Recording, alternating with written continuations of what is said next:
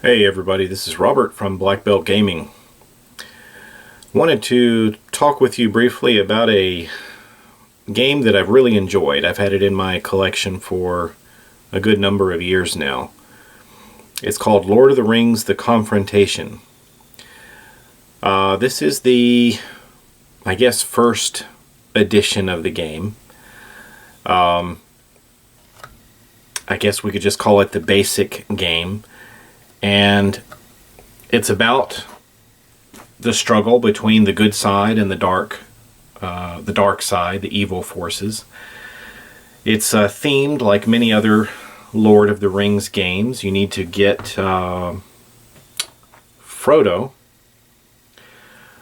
across the map and get him into the final space there at the corner, at the opposite corner. That is Mount Doom. And I can show you here. This is what the map sort of looks like without the pieces on it. You're coming out of the Shire, and you need to get him over there to destroy the ring at Mount Doom. That's how the good player wins. The dark player will win if they catch Frodo and defeat him, or if they can get 3 of their pieces into the Shire. So those are the victory conditions. This game is for ages 12 and up, at least that's what's recommended. 2 players, and it takes about 30 minutes or so. Well, I would love to do a playthrough of this for you, but this is not really the kind of game that can be played by yourself. You really need that other partner to enjoy all of this strategy that is involved in this one. I have used this one in some of my English classes here in Japan. Now, the students needed to refer to this reference sheet, and what they did was we kind of went through a brief explanation of the character abilities, and then I photocopied this sheet, and then they wrote down a few little notes in Japanese to remember what the different pieces could do and what the different cards did. And it's quite fun. It's a good game. It was one of the actual favorites of the number of games that I use at my school, just because it does play quickly. There's some interesting strategy involved, and it's not overly difficult. So the basic rules, we already talked about the victory conditions. The basic rules say that when you move a piece, you need to move forward. You can't move sideways or backwards unless there's some special text that allows you to do that. And you keep moving forward, and you can have a number of pieces in one region. Let me double check the number there. Well, it basically says that in the Shire you can have 4. In the mountains you can only have 1 character in there at a time. Basically just think you have to go single file. And then in any other region you can have 2 characters together. So let's say it was my turn. And what I've got here back in the Shire is I've got all 4 of the hobbits. And the goal here is for me to sneak Frodo into Mordor. But I want to sort of throw the dark player off, so I'm going to move Pippin up 1 space here. And he's in there with Gimli. And that would basically be my action for that turn, and then it would go to the other player. And I can't see which pieces are what. I don't know where the Balrog is. I don't know where the cave troll is. I won't know that until we engage in battle. So it's kind of like the fog of war. I can't really see what's going on. So let's just say that this dark piece takes its move and steps up into Moria. And then it would go back to me. And then I could take a move. And like I said, usually you have to go forward There are a couple of special moves, such as going through the Tunnel of Moria. I'm going to zoom in on that so you can see. That's one special spot there. You see the yellow zigzag line. If I wanted to take Gandalf and go through the Tunnel of Moria, I don't have to go on the Moria space. I will move straight through and come out on the other side. Just like in the stories, it's the faster way to go, but it's also possibly dangerous. So let's say instead of going through the tunnel, I'm going to move into the mountain area. And now we have a situation where we have two pieces, a light piece and a dark piece in the same spot. So that means that battle will occur. So we have Gandalf, and he is fighting, he's fighting the Balrog. Well, that would have been interesting. If Gandalf had tried to go through the tunnel, the Balrog was on the Moria space. It says, when in Moria, instantly defeats any character using the tunnel. So if Gandalf had tried to do that, the Balrog would have killed him. But now they're going to battle. And we have to take a look at their text. This is not going to be of use now, since Gandalf is up on top of the mountain. And this is going to give Gandalf the advantage in battle. The dark player must play his card first. So they're going to battle. What do we do? Well, each deck comes with, each side has a deck of cards. And the light or the good side has 1, 2, 3, 4, 5. That's as high a number as it can use. And then it has a few cards with some different special abilities on it. As you play the game, you don't draw these. You actually have them all in your hand. And when you're in battle, you secretly select one that you want to use. And it's quite simple. Gandalf is 5 on his piece, as you can see here. And the Balrog is also 5. So right now they're evenly matched. So in secret, I would select one of these cards. And let's say I selected, let's start with just numbers now. Let's say I selected a 4. So I'm holding my 4. The dark player, I have some other cards here. Let's go with the numbers for now. They actually have cards numbered all the way to 6. Let's say they chose, let's say they really wanted to defeat Gandalf and they chose a 5 in secret. And then we would both reveal these cards at the same time normally. But I actually did something a little out of sequence there. Based on Gandalf's ability, the dark player must play his card first. Well, he plays a 5. And then actually Gandalf would get to choose now, instead of needing to choose first. Normally you don't know what they're going to play. But how can we defeat that? A 5 and a 5 is going to be a 10 for the Balrog.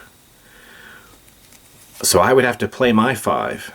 If I played my 5 and made Gandalf a 10, it would be 10 versus 10, and they would kill each other. Do I have anything else that could help? What if I don't want to lose Gandalf there? I could play Retreat, which allows me to move back immediately, 1 space. That's one of those rare situations where you can move backwards. I could use an Elven Cloak and ignore the strength of any number card played by the dark player. That's pretty good. So if I played this card, it would cancel the 5, but then we're basically back to 5 versus 5 and they kill each other. So that's probably not the best choice. A Noble Sacrifice. Both characters are immediately defeated. Well, it looks like in each of these versions, both are going to be defeated because they keep having either 10, 10, 5, 5, or Magic. Immediately replace this card with a card you've previously used. The interesting thing with this one is, say we had played and fought in a couple of battles before, I could play this magic card and exchange it for one card already in my discard pile. So I get to use it again. That's a great way to use your 5 twice. So I'm not really coming up with any good answers that are going to save Gandalf except retreat. So why don't we just go with well, why don't we just go with a 5? So Gandalf decides to play a 5 as well. So in this just awesome battle, Gandalf and the Balrog fight all the way up to the top of the mountains of Moria and defeat each other. So both pieces are removed. If one piece had a higher number than the other, then the loser piece would be removed from the game. Or if I had played the retreat card, I could have Gandalf move back, either into this space or into this space. That's how the combat works. The dark player also has some special cards, much like the good player. Magic allows you to use one of those cards again. Retreat, except this is retreat sideways instead of back. Ignore the text of the good player's card. So instead of ignoring the number, the bad guy can ignore a card played that has text on it. So if I play retreat, then I don't end up being able to run away. So the dark player can maybe win that battle. And then, of course, they have a 6 instead of another text card. So just mathematically, I think the dark player has a little bit more power, more strength. And the good player is a little bit more stealthy. So, if we move across the board here to the other side, we also see some yellow arrows over there. And this is, what is it? How do I pronounce that? Anduin. This is the river going along.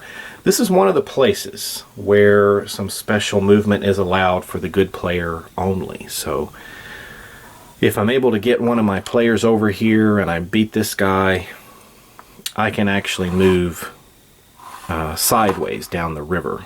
You know, that's my move, and I can move again and then attack that piece. Something like that. But the pieces are interesting with their different text. Legolas instantly defeats any flying Nazgul with his bow and arrow. There's one of the orcs, and I think when they move and attack, they will immediately defeat their opponent. They don't even go into the card battle. Somebody like Frodo and Sam, two key characters here for the story. Frodo, when he's attacked, not when he moves forward, but when he is attacked by a dark piece, can retreat sideways. If he's with Sam, Sam can step forward and fight in Frodo's place, and he becomes a strength 5, which is pretty neat. So when does that work? Well, let's imagine here that Sam and Frodo are here. And it's the dark player's move. And they want to advance one space into this area. There's 2 pieces there, so which one do they fight? Well, the dark player will choose. So he's going to fight this one first. And then, oh, I have to reveal it. He's going to be fighting Frodo. But no, I have a couple of options. When attacked, and Frodo was attacked, he can retreat sideways. So we can put him over here or over here. He can run over to be with Boromir or Legolas over there. Or the other option is I can reveal Sam, because when he's with Frodo, he can replace Frodo in combat and become a 5. So let's say I want to do that. Sam will step up, and now we've got a 5-on-5 situation. So tough Sam there is about to take on the Balrog. And then we would move into the card battle. And then if Sam were defeated, what happens then? Well, then the Balrog would get to attack the other piece. and then Frodo is being attacked, he could retreat sideways. But remember, when you're in the mountains, you can't retreat sideways. If I already had 2 good guys over here and 2 good guys over there, I couldn't retreat sideways because this is full and that is full. So you really have to corner Frodo to get him, or kind of lure Frodo into attacking you so that he can't use his retreat ability. Remember, he can only retreat when he's attacked. So some nice strategies there.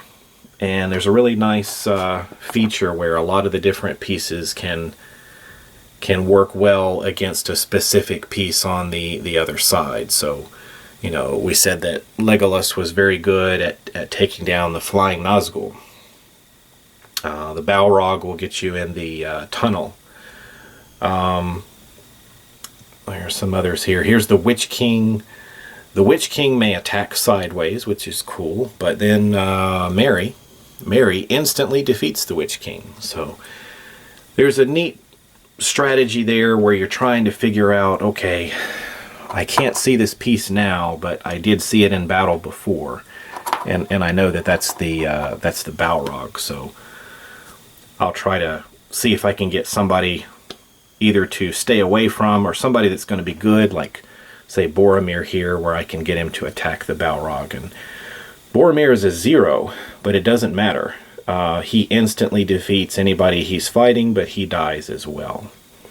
So move them together, he's going to take out the Balrog. So that's the basics. Those are the basics of the game. Well, we've talked about the basic cards. There are some special cards that I believe the game recommended to bring in after you've played a few times with the regular cards. These are explained in the rulebook. The rulebook is not bad. It's not that long. If we look here and we see Shadowfax. During the good player's turn, but before he moves a character, he can use the Shadowfax card to move a character forward to an adjacent region, as long as there are no dark characters in that region, or that region does not contain the maximum number of good characters. So it's kind of a free move. You can play this card, move forward, and then you can take your regular turn. It says right there at the end, the good player may move this character normally during his turn if he wishes. So this is a great way, especially if you can get Frodo on Shadowfax, to speed him along his journey toward Mount Doom. Gandalf the White is the other special card, and it says that you can play this after the dark player has finished his turn. You have to skip your entire turn, and what you do is you bring a defeated Gandalf back into play by placing the Gandalf character in Fangorn. Fangorn is right there, that open space. So Gandalf can come back. And you may not do this if Fangorn is occupied by any enemy characters, or if it's already filled with 2 good characters. This card may not be used unless Gandalf has already been defeated once, so you have to wait until Gandalf loses. I believe these cards, they can only be played once in a game. I think that's right. These are variant. This is called a game variant using these special cards. Yeah, these cards may only be used once and are removed from the game. So what are the dark player variants? Let's take a look at these. Palantir. The dark player may play this card during his turn to reveal all the good characters in one region, except the Shire. It cannot see into the Shire. The good player may not mix the characters in this region until after the dark player's turn is over. So what does that mean? Well, if we had Boromir and Gimli over here, and the dark player couldn't see who was there, and he thought Frodo may be there, he could play this card, gaze into the Palantir, and he could see who's there. So we would have to reveal those characters. Normally, during any turn, if you feel like the dark player has an idea of which, he thinks, this must be Pippin, you can mix these characters. You can take them off the table, kind of shuffle them under the table like that, put them back here. You have to be fair. You have to put the same ones back, but he doesn't know which one is Pippin now. He's got a 50-50 chance. But when you're using the Palantir, you have to let the dark player see, which one's Boromir, which one's Gimli. So it's going to stay that way. I think, what was it, until the end of his turn? Yeah, his turn is over. So now he's going to move and attack. He'll have the Balrog attack Gimli first, and then he'll fight Boromir, and they'll both be defeated. So it's a good way to find Frodo. Recall to Mordor. This card must be played after the good player's finished. The dark player skips his whole turn, and what you do is you take one of your dark characters on the board and place it back in Mordor. You may not do this if Mordor is occupied by any enemy characters, good guys. Or if it's already full with 4 bad guys, as it is now. But let's say you've moved forward with the wargs, and Frodo may be sneaking up close to Mordor, and all your other pieces are defeated, and you need somebody back there to protect it. You can play that card and put somebody back there. Somebody's been recalled back to Mordor, and then you got to move out of there and attack Frodo before he gets close.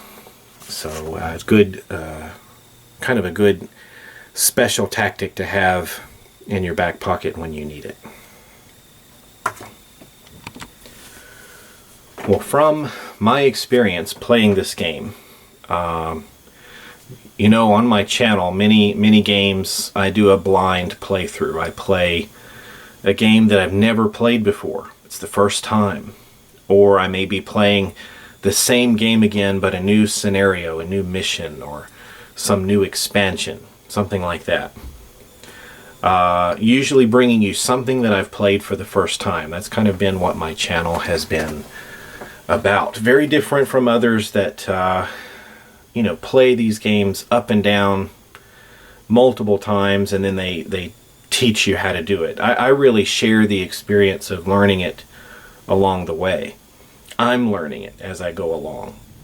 And some people learn along with me, and then we are learning also from the advice and tips that other people that have experience with it share with us. This one I've played, so I can tell you some things about my experiences with it. In my experience, it's pretty well balanced. Maybe somebody else would disagree, but with some clever play, you can win as much on one side as you win with the other side, at least from my experience. So, very fun game. One of the favorites there at my school, even with the non-English speakers who get some translation help and take a few notes. They really enjoy playing this. So, big favorite at my school. Well, I've just shared with you this basic game. I think I've had this almost, I can't believe it, I think I've had this almost 10 years now. There is also, or there was, a deluxe version of this game. I had this in storage and my family sent it over for me. And it's the same game but with a few more options and some updated art. So as you can see, these cards are quite a bit larger. and the artwork has changed. This is the Retreat, the Magic card, and then you've got some other options because you're going to have some other characters in here. Noble Sacrifice. There we see Gandalf and the Balrog fighting each other. These are the strength cards with the numbers there for the bad guys. Here's the Recall to Mordor. Nice artwork on there. Here's Palantir, what it looks like in this version. And it's nice it has the text there at the bottom, so you don't have to refer to the rule book. And then you've got your strength cards for the good guys, and you got a little battle scene going on there with the members of the Fellowship. So nice artwork there. The game board is the same as the other one I showed you, except it's just bigger. But these pieces are different. They're actually taller. And what you've got here, you've got some updated artwork here with Pippin. And it tells you on there what he can do, much like the other one with his strength number. But these are double-sided. So if I turn this over, I can use a brand new character like Smeagol. And I slip him in there and I can use him this way. So you can add a number of new characters to your game. And it really starts to change some things, like Treebeard. He wasn't in the other edition. Smeagol wasn't there. Shelob was, but Wormtongue wasn't. So just some more options for you there if you want to check out the deluxe version. And like I said, I'm not even sure if this is around anymore, but I think Fantasy Flight still has this game in print in one form or another, and I do highly recommend it. It's a great two-player game. Don't think I can really demonstrate that one for you solo, but maybe maybe I can get a game going with my wife and we can show you what it's all about.